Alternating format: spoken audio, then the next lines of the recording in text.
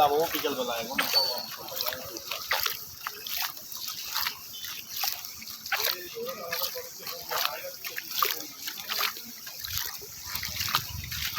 এখনো পানি কমে নাই, এখনো পানি আছে অনেক।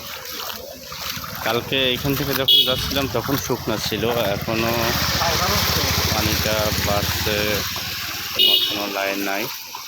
কুশিয়ামের অবস্থা এখন এটা হলো ফুলগাজীর রাস্তা, এখান থেকে ফুলগাজী যেতে হয়। তো এই মেন রাস্তায় পানি এখনো কমে নাই। এইখান থেকে আবার যাইতে হবে, ডাইনের সামনে আছে, এটা হলো চিতল ইউনিয়ন। এখান থেকে ধনীগঞ্জের দিকে যাওয়া যায়, নওয়াপুর, রামপুর, রাজেশপুর, শালধর, এই থেকে যাওয়া যায়। তো এখনও পানির অবস্থা, রাস্তার উপর দিয়ে এখনো পানি আছে।